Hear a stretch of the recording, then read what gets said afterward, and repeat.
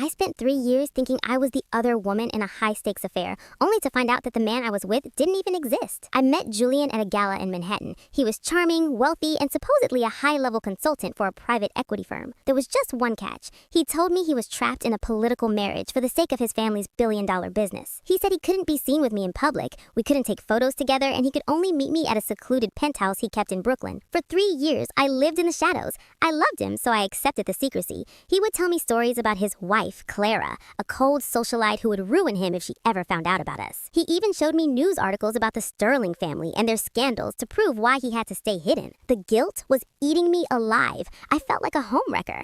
Finally, I couldn't take it anymore. I decided I was going to find Clara, apologize woman to woman, and tell her everything so she could leave him and I could finally be with him openly. I used the address from one of the legal documents Julian had left on the nightstand one night and drove to a massive estate in Connecticut. I knocked on the door, trembling, expecting a fierce socialite to scream at me. Instead, a kind elderly woman answered. I asked for Clara Sterling. The woman looked confused and told me that Clara Sterling had passed away in the 1990s. My heart dropped. I showed her a picture of Julian, one I had secretly snapped while he was sleeping. The woman's face went pale. She didn't say, "That's my husband," or "That's my son." She said, "That's Marcus, my grandson. He's not a consultant. He's been unemployed for 5 years." It turns out Julian was a failed actor who had inherited a modest trust fund and spent his entire life playing a character. There was no cold wife. There was no billion-dollar business empire. There was no political marriage. He had invented the entire affair dynamic because he was a pathological liar who wanted to feel important.